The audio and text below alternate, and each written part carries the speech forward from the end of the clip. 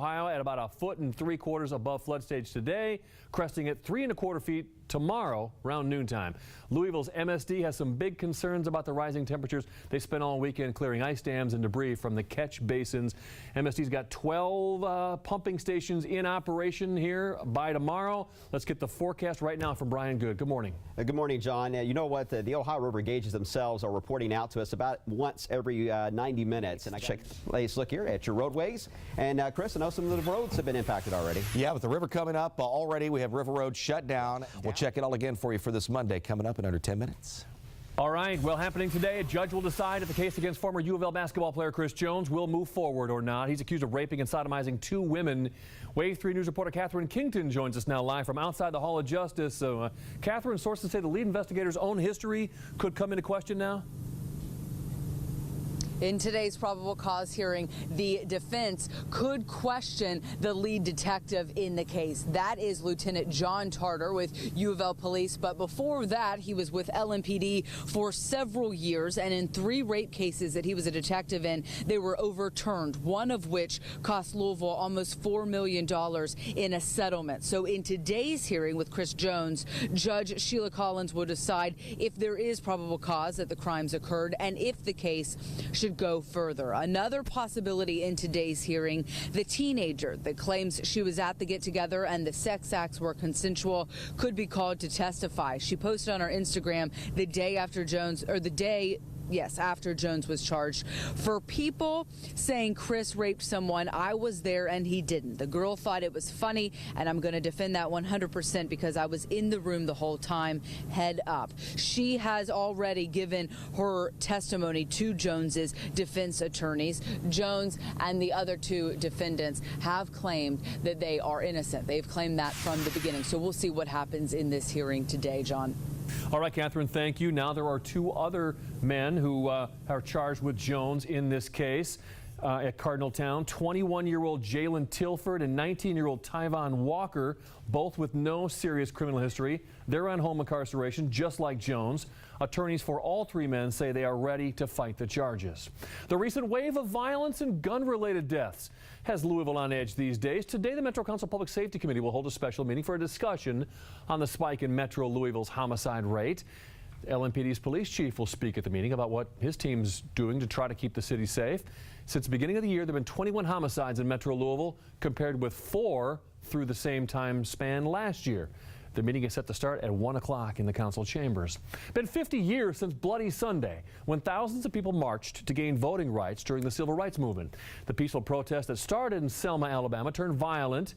They were met with police clubs and tear gas, but their march led to the Voting Rights Act that very same year. In the archives over at the Louisville Library, we found an article from 1967, 2 years after Bloody Sunday, the last time Dr. Martin Luther King came to town. And he came here to encourage individuals to register and vote. The NAACP director tells us around 800 people showed up for the voting rally after Dr. King's visit. In 67, Cunningham says they got 10,000 people to register to vote. Hundreds also marched in Indianapolis to commemorate Bloody Sunday, chanting and holding signs and calling for peace. I just want to stand in solidarity with all my brothers and sisters in Indianapolis. We're still fighting for racial justice, as evident by all of the police militarization and incarceration of young black men, and I just don't want to live in a world like that. The crowd walked 6 miles to the Indiana State Capitol with police right next to them every step of the way. No one's officially announced a run for the White House in 2016 yet, but the Kentucky Republican Executive Committee voted unanimously to vote in a presidential caucus instead of a presidential primary this weekend. That is the first step in letting Rand Paul run for president re-election to his U.S. Senate seat.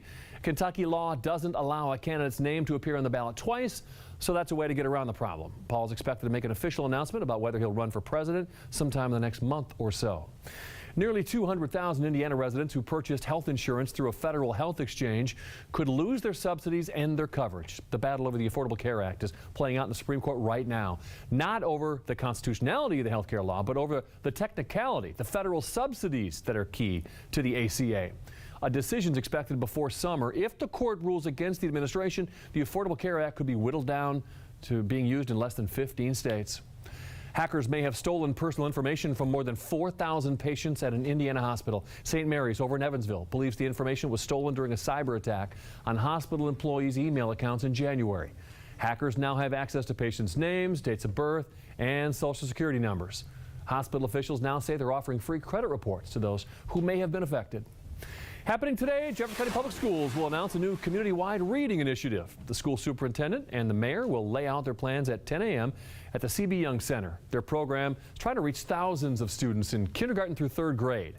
Louisville Free Public Library, Metro United Way, the Catholic Archdiocese, YMCA, and Teamsters Local 89 are also going to be a part of the initiative. It's 5:37 on your Monday, March 9th, from a politician who's in hot water for using a private email account to another one who's never even sent an email at all, ever in his life. The run for the White House heats up from just a click of the mouse. And you won't need the umbrella today, but that is going to change as we head into 24 hours from now. The very latest on the rain chances for this week ahead. Coming up next. Good morning, 5:45. Welcome back. Pressure's mounting for Hillary Clinton to explain why she used a private email account to do business as Secretary of State. Supporters who want to see her run for president next year want the controversy out of the way. Republicans eager to dig into her past want to know what, if anything, the emails might reveal. Both sides are asking whether she broke the rules, if not the law, on preserving government records.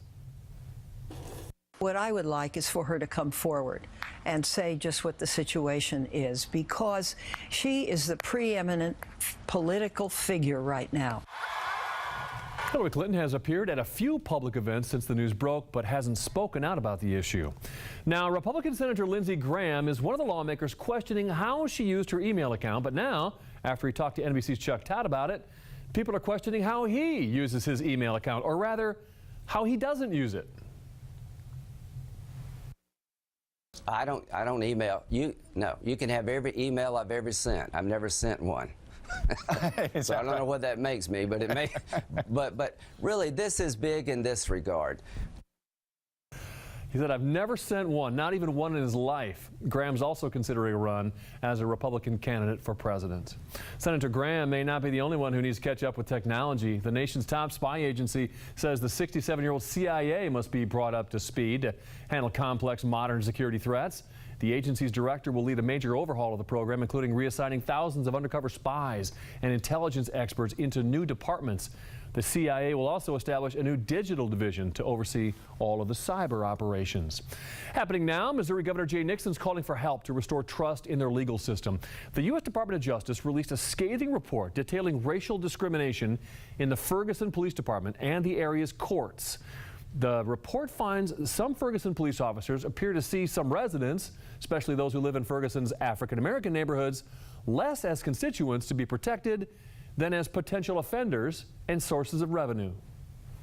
Over the next week or so, we're going to look at trying to see if there are other concrete things that can be done, not only legislative, but also through the courts and perhaps administratively to accelerate people's confidence in the justice system in these municipal courts, especially in that St. Louis region.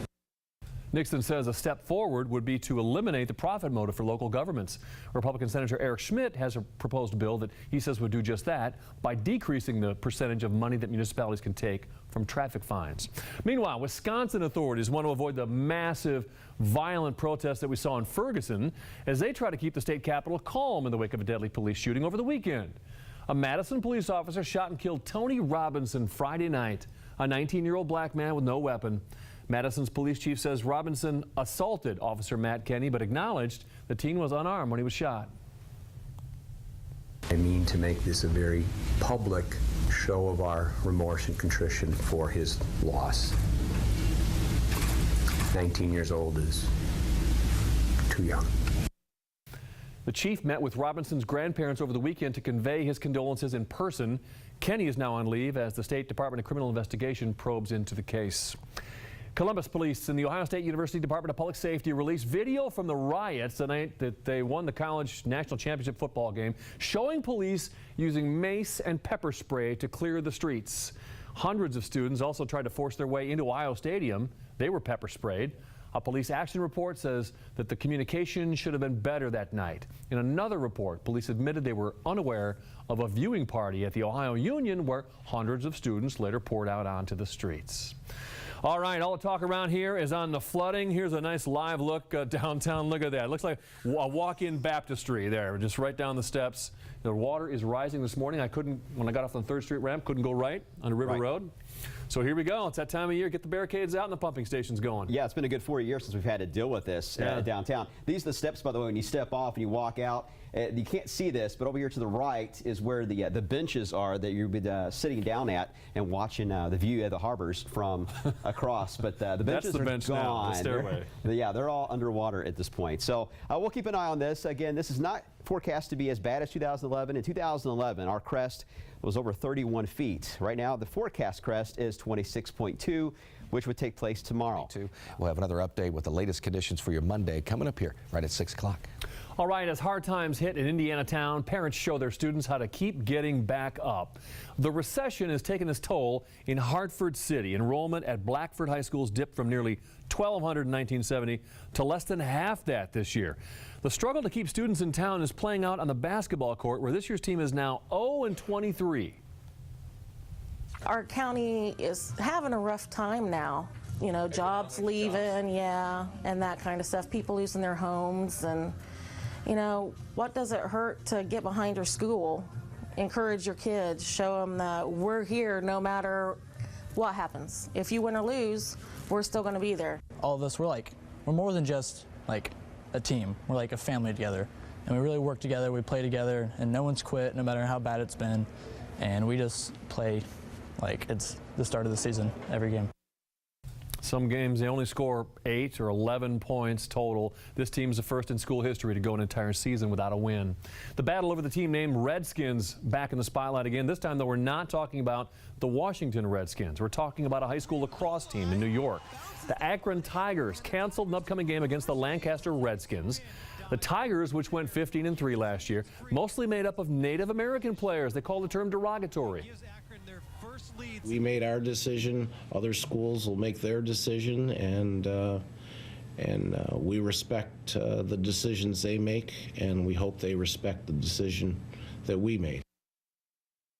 The school district still debating whether or not to keep the name, but they asked the Native American community to be patient and understanding. It's hard to imagine being 6 years old and spending your days receiving chemotherapy when you should be outside playing. Make-A-Wish granted 6-year-old Ella's wish for a playhouse, which would give her a chance to just be a kid and take her mind off the battle. But that almost didn't happen after the neighborhood's homeowners association scrapped the plan, saying it violated covenants. When word spread, people from all over the world wrote letters and emails to save Ella's wish. The one thing she wanted, they were going to move mountains like I was wanting to make it happen. So the association reversed its decision, but now a national group of activists are questioning whether or not the board had any authority to deny the playhouse in the first place. There are also concerns about how the homeowners association is operating because it's not in good standing with the state. Well, it was the dress none of us could stop talking about. And just when you thought this debate over whether it was black and blue or white and gold was over, the Salvation Army seized the opportunity to send a message. The Salvation Army in South Africa asks why it's so hard to see black and blue, driving home a stat that 1 in 6 women in South Africa are victims of domestic abuse.